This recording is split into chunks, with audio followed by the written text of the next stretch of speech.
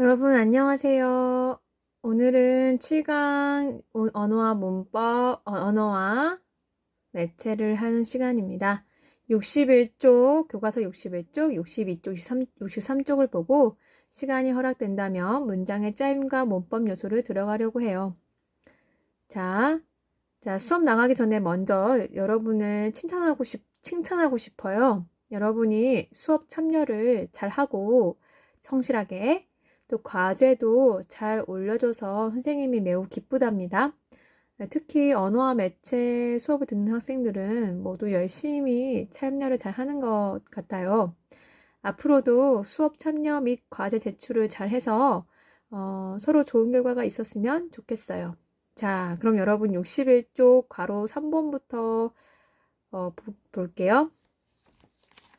여러분 우리나라에 어문 규정이 있어요. 한글 맞춤법, 표준어 규정, 외래어 표기법 등이 있는데요. 61쪽 빈칸에 있는 12항은 표준어 규정에서 표준 발음법에서 제시되는 내용이에요. 선생님이 내용을 읽으며 예시를 하나씩만 들어줄게요. 12항 1번의 내용은 무슨 의문 현상과 관련이 있나요?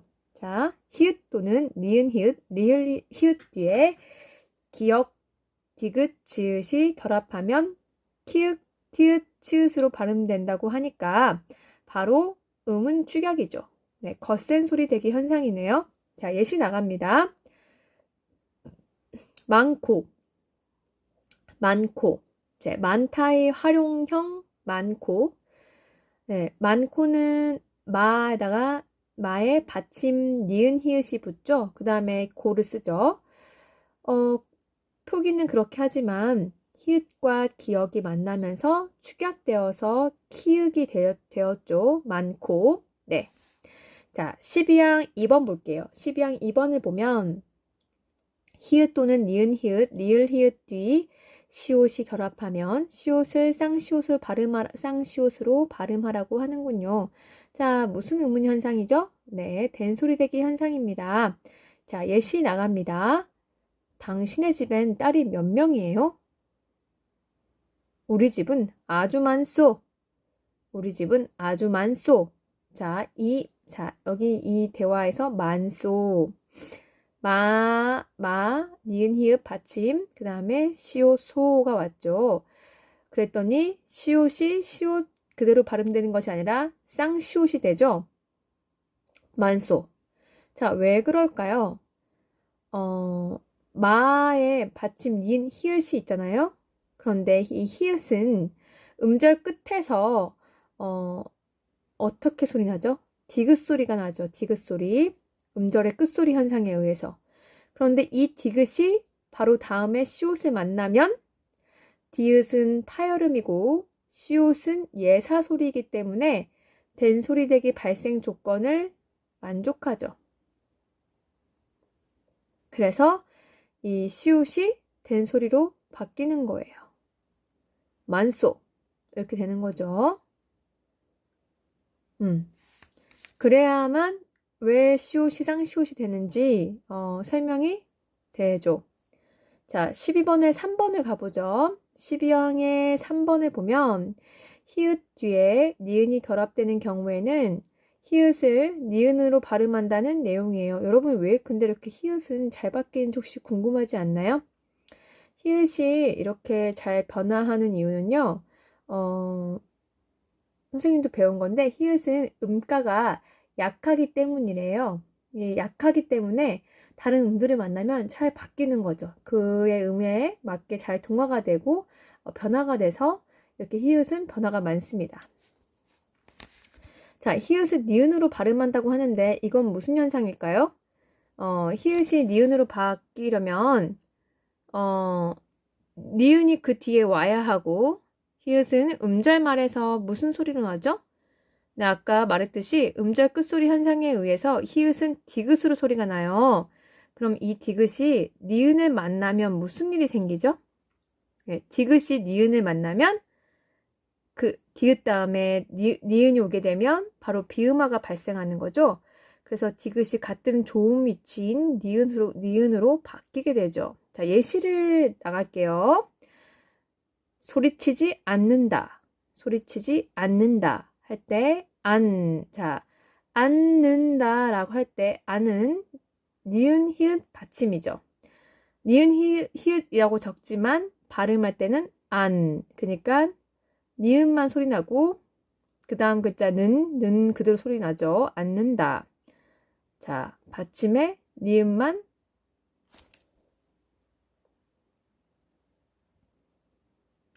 여러분 선생님이 내용을 정정해야겠어요. 방금 선생님이 든 예시는 그 니은 히읗 받침을 말한 거잖아요. 근데 방금 선생님이 든 예시는 않는다, 소리치지 않는다는 히읗이 탈락한 예가 되겠죠. 히읗이 사라진 예로 볼 수 있겠네요. 자, 다른 예시를 선생님 드릴게요. 그 손이 닿다 있죠. 손이 닿다. 그 닿다라는 단어 알죠? 그런데 이 닿다를 활용해서 손이 닿는 사람, 천장에 손이 닿는 사람이라고 한다면 닿는 할 때 발음이 닿는이 되죠. 즉 적을 때는 받침이 히읗인데 발음을 하게 되면 히읗이 니은으로 바뀌어 있죠. 닿는. 자, 이거의 경우에는 히읗이 뒤에 니은이 결합할 때 니은으로 발음되는 경우에 속하겠죠.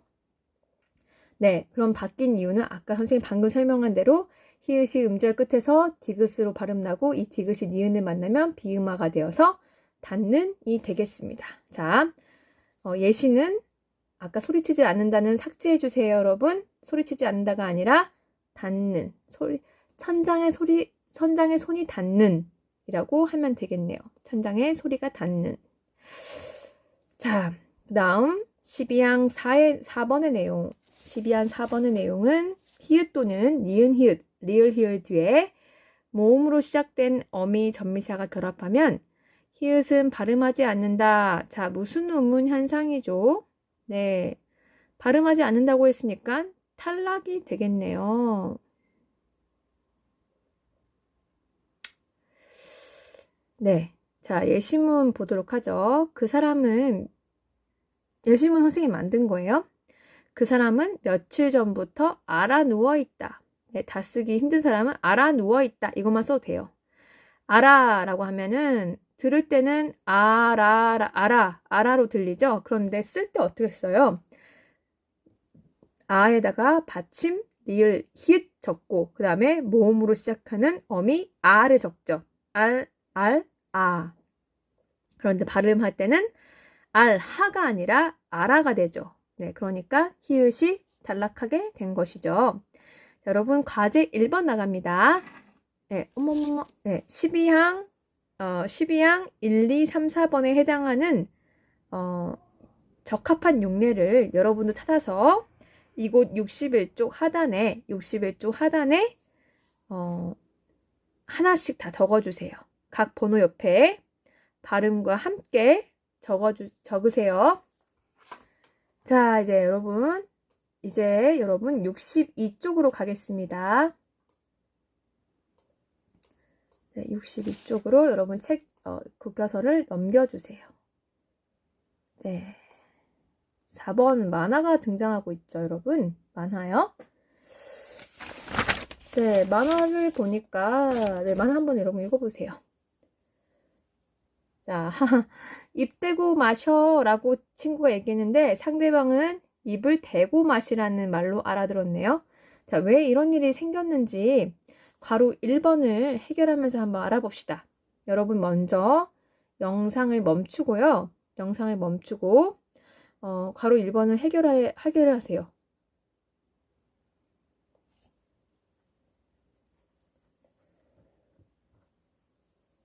자, 여러분 같이 알아보도록 하죠.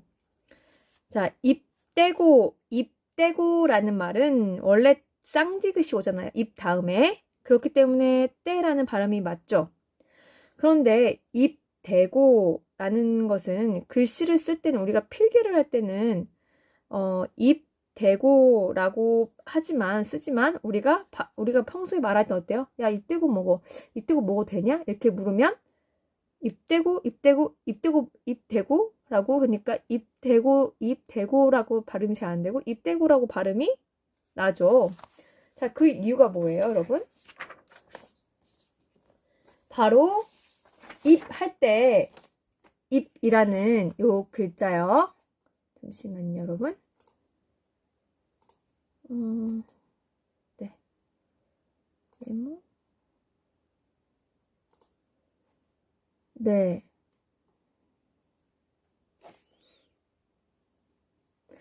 입.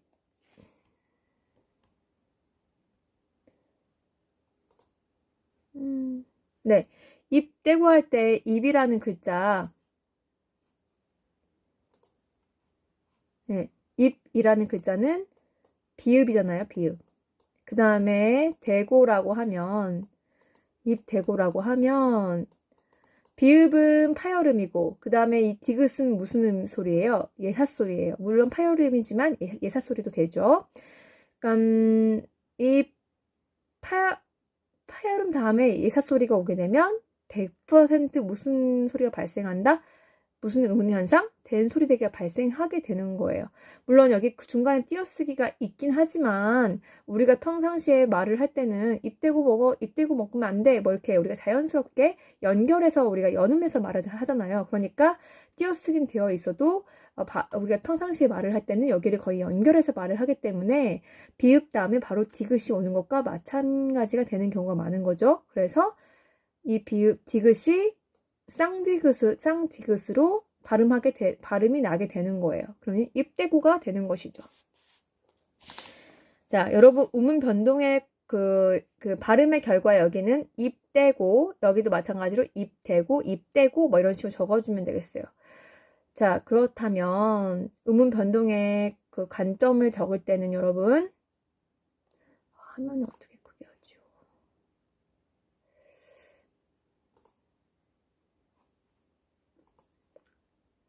네, 좀만 화면이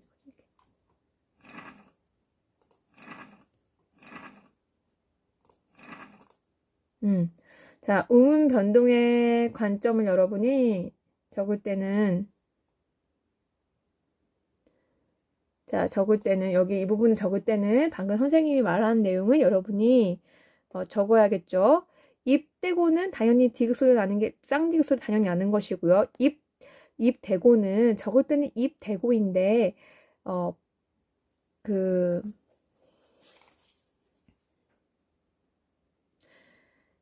비읍이 파열음이고 디귿이 예사소리잖아요. 그리고 입대고를 그대로 우리가 연음해서 우리가 발음을 하는 경우가 많기 때문에 입대고로 발음이 나는 거죠. 된소리 대기 현상이 발생하게 되는 것이죠.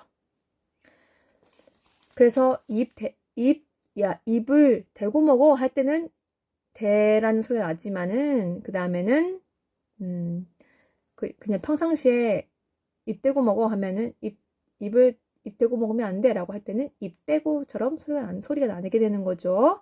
그리고 우문체계 관점을 봤을 때 애와 애가 잘 구분되지 않는다. 여러분 이거는 지난 시간에도 우리 같이 확인했던 내용입니다.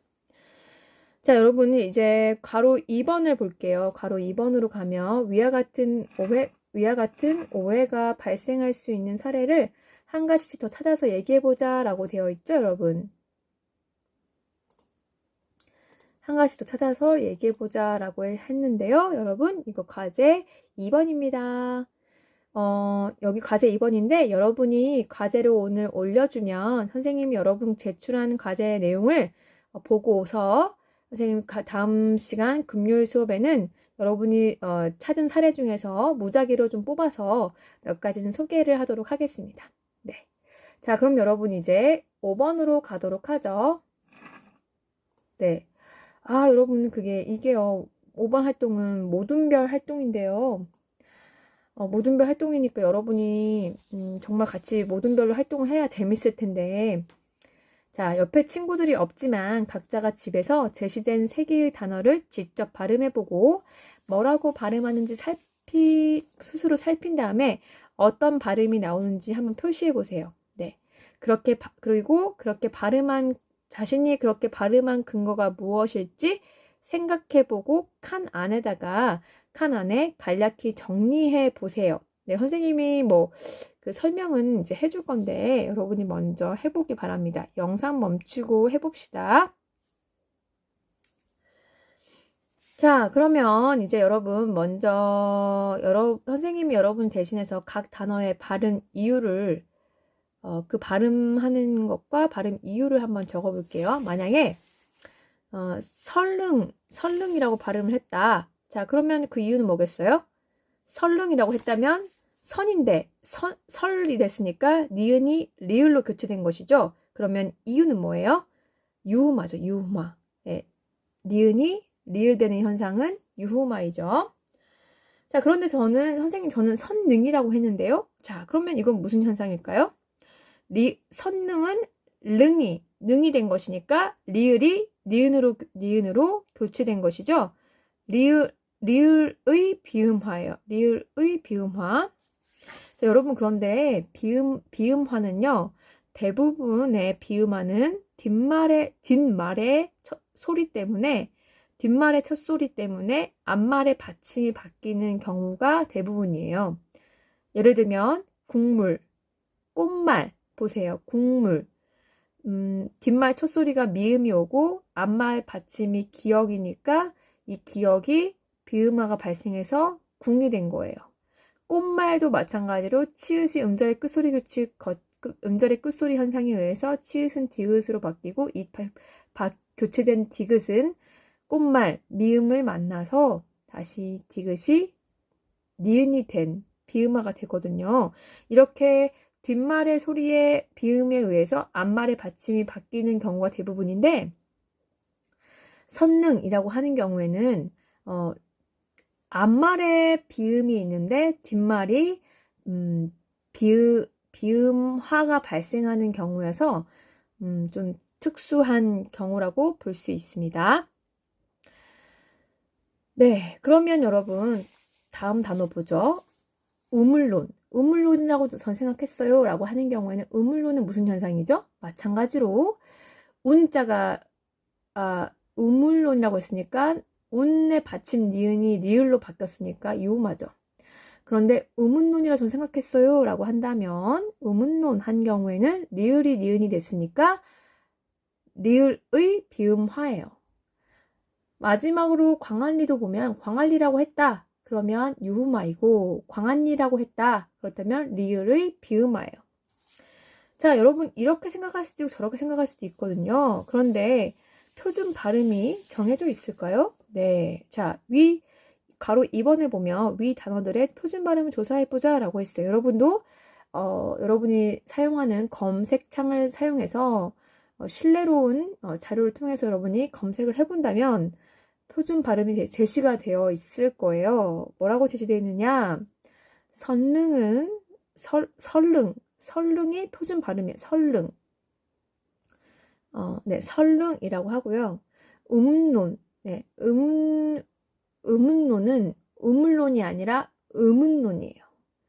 그런데 여러분 광안리는요, 그 부산에 있는 해수욕장 지명인데 광안리가 정확하게 어떤 것이 표준 발음인지는 그러니까 한글 맞춤법 규정이나 이런 데 따로 제시가 되어 있진 않은데 그 로마자 표기법에는 로마자 표기에 의해서는 광안리, 그러니까 유마를 인정한 광안리 요것이 지금 발음으로 제시가 되어 있어요. 그렇지만 네, 이런 상황입니다. 자, 그렇다면 여러분 보면 광안리라고 하는 경우에는 그러니까 광안리가 아니라 광안리라고 이 발음이 인정할 경우에는 리을의 니은 비음화를 인정하지 않고 유음화를 인정한 경우가 되겠죠.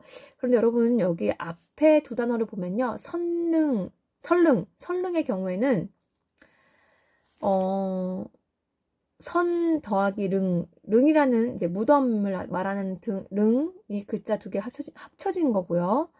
우문 논는 경우에도 우문이라는 그 단어와 논의하다 할 때 논자가 합쳐진 단어예요. 이제 이렇게 만들어진 단어인데, 선릉은 유우마를 인정한 설릉이 표준 발음이고, 우문노는 리을의 니은 비음아를 인정한 우문논이 또 표준 발음이란 말이죠. 그래서 어떨 때는 유음아가 표준 발음이고 어떨 때는 리을의 비음아가 표준 발음이 되는 것이다 보니까 도대체 어떨 때는 유음아가 표준 발음이고 어떨 때는 리을의 비음아가 표준 발음이다 보니까 사람들도 헷갈리고 많은 혼란과 논란이 많은 부분이에요. 그래서 우리 국어도 이렇게 파고들면 그 외국어 배우기가 어렵듯이 우리말도 이렇게 파고 들어가면 규정하기 어렵고 애매한 부분이 꽤 있답니다. 자, 여러분, 그래서 과제 3번 나갑니다. 괄호 3번을 보면요. 위 단어들이 개인에 따라 다르게 발음되는 까닭을 이야기해보고 광안리의 표준 발음을 정해보자 라고 했거든요.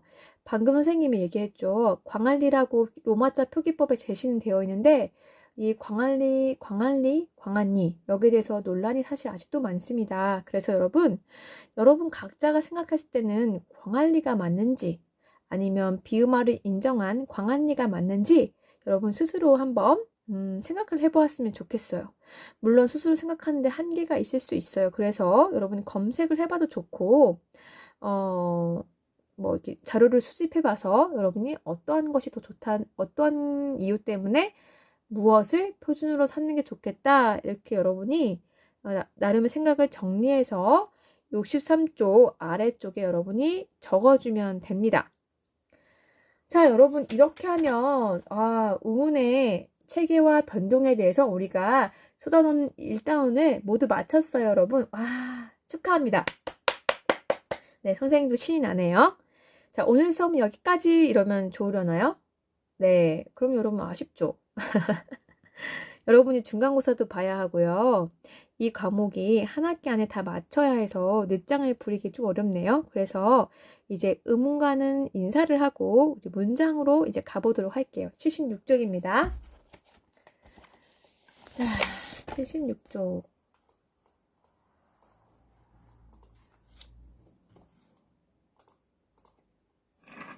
네. 자, 문장의 짜임과 문법 요소 3단원 문장의 짜임과 문법 요소를 여러분이 배우게 될 겁니다. 자, 네, 여러분. 자, 이제 또 개념을 배우게 될 텐데요. 첫 시간인 만큼 너무 빡빡하게 진행하진 않을 거예요.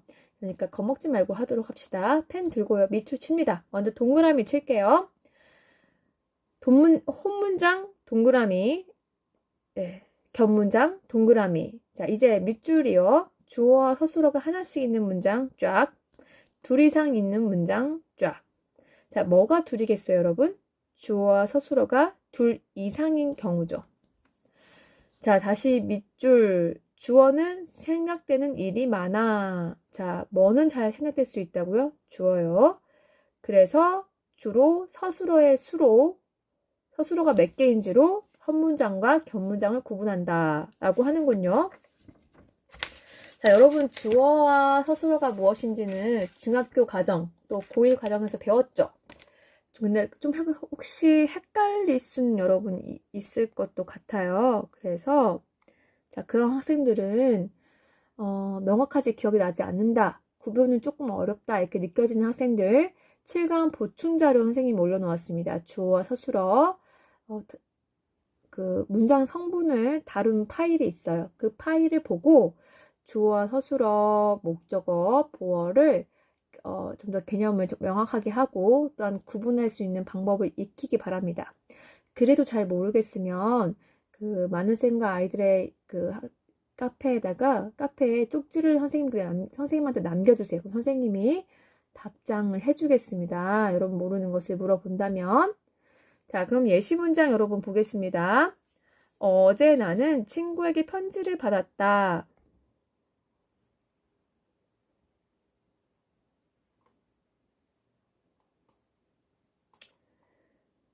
어제 나는 친구에게 편지를 받았다라는 문장 여러분 보이죠? 네. 자, 여기서 주어는 나는이죠. 나는. 자, 그럼 서술어는요? 받았다죠.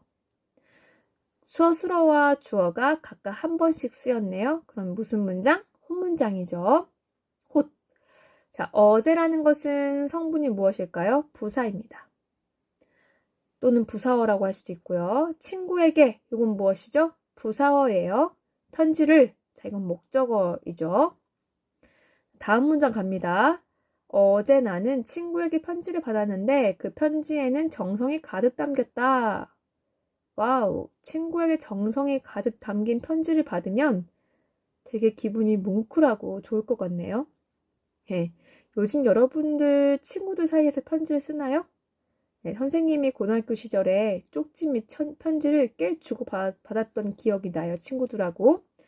지금도 대학 친구 한 명하고는 외국 여행 가면은 가서 친구가 카드를 보내준다든지 그렇기도 하는데요.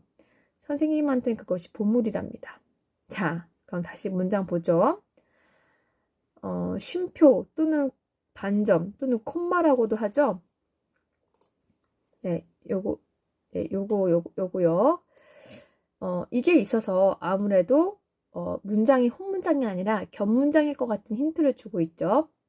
자, 콤마를 기준으로 앞부분을 앞절, 그리고 뒷부분은 뒷절이라고 하는데 앞문장, 뒷문장을 자, 앞부분은 주어가 뭐일까요? 나는이죠. 나는. 그 다음에 서술어는요? 받았는데 라는 부분이 되겠죠.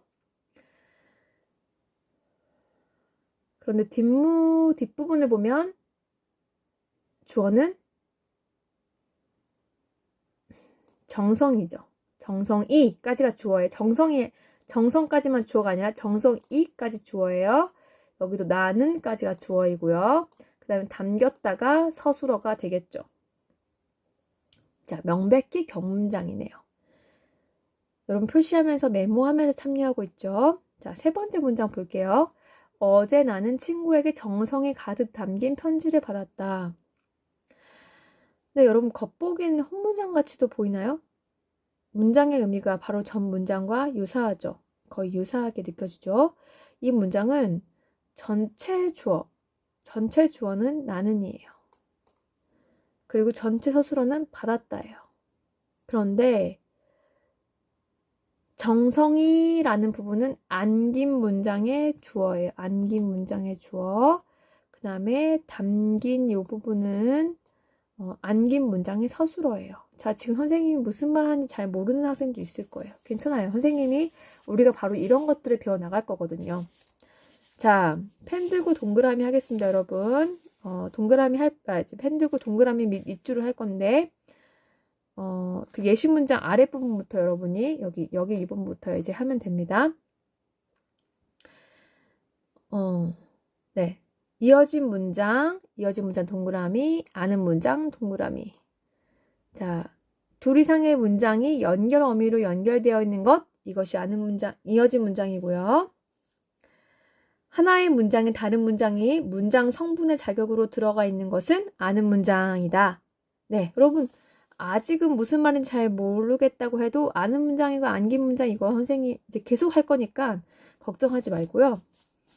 자, 선생님이 7강 자료 중에 문장의 종류라는 이름의 파일을 또 업로드 해놨어요. 거기에 보면 문장이 종류별로 구분이 잘 되어 있거든요. 네, 그 표를 보면서 같이 익히도록 하세요. 자, 여러분 76조 중간 윗부분에 제시된 세 개의 문장을 우리가 한번 구분해 볼게요. 여기 첫 번째 문장은 홈문장이에요. 홈문장. 그리고 두 번째 문장은 겹문장인데 겹문장 중에서도 이어진 문장이에요. 겹문장 중에서도 이어진 문장. 세 번째 문장은요.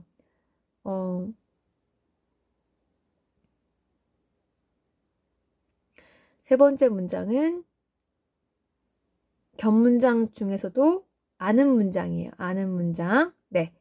우선 이렇게 정리를 하고요. 이제 여러분 교과서 16번째 줄 봐주세요. 16번째 줄을 보면 여기 이 부분이죠. 이어진 문장에는 대등적으로 연결된 이어진 문장. 자, 동그라미. 그 다음에 종속적으로 연결된 이어진 문장이 있다. 자, 라고 되어 있죠. 자, 이어진 문장에는 연결 어미가 사용된다. 연결 어미가 사용된다. 여기까지 여러분 밑줄이 되었죠. 자, 예시 문장 한번 보겠습니다. 네. 이 아이는 상환이고 저 아이는 희영이야. 자, 여러분 이 문장을 만약 끊어준다면 어디를 끊겠어요? 네, 여기 이 부분 상환이고 이 부분을 딱 끊겠죠, 여러분. 네, 여기 이 부분을 앞절, 뒷부분을 뒷절이라고 해요. 뒷절. 자, 여러분 만약에 이 앞절과 뒷절의 순서를 바꾼다면 어떻게 되겠어요? 저 아이는 희영이고 이 아이는 상환이야 라고 할 수 있겠죠? 네. 혹시 문장이 뭔가 파괴가 되었나요? 네, 문장 파괴된 거 없죠. 그리고 의미도 거의 유사하죠. 이렇게 앞뒤절의 그 순서 위치를 바꾸어도 의미에 큰 변화가 없고 문장이 잘못되지 않는다면 그럴 경우에는 대등적으로 연결된 이어진 문장이에요. 자, 그런데 여러분 다음 문장을 보죠. 날씨가 좋으면 오후에 잠깐 산책하러 가자. 네, 이런 말 잘 쓰는 말이죠. 자, 이 문장도 한번 끊는다면 어디를 끊겠어요? 여기를 끊겠죠. 여기를 끊어야 돼요. 자, 날씨가 좋으면 앞절이에요. 오후에 잠깐 산책하러 가자. 뒷절이에요. 위치 한번 서로 순서를 위치를 교환해 볼까요? 그러면 어떻게 될까요? 오후에 잠깐 산책하러 가면 날씨가 좋다. 오후에 잠깐 산책하러 가면 날씨가 좋자? 네, 좋자라는 말은 불가능한 말이고 그 문장 성립이 안 되죠. 그리고 순서를 바꾸면 의미도 아예 바뀌죠. 날씨가 좋으면이라면 조건이 걸려 있죠. 날씨가 안 좋으면 안 간다는 거예요. 안 간다는 말도 내포하는 것일 수 있어요. 그런데 날씨가 좋으면 가자라고 제의를 하고 있죠. 근데 이걸 바꾸게 되면 순서를 바꾸면 오후에 잠깐 산책하러 가면 하고 이렇게 조건이 또 걸리게 되고 날씨가 좋은 것을 권유할 수는 없는 것이죠. 그러니까 문장이 성립하지 않아요. 이렇게 순서를 바꾸게 되면 문장이 잘 성립하지 않거나 의미가 굉장히 달라지는 것, 이것이 종속적으로 연결된 이어진 문장이에요. 자, 여러분 오늘 선생님이 오늘 첫 시간은 너무 세게 하지 않는다고 했죠? 그래서 오늘은 여기까지 하고 금요일에 우리가 좀 더 문장의 종류에 대해서 또는 문장의 구분에 대해서 상세히 알아보도록 합시다. 오늘 과제 잘 올려주세요. 수고했습니다.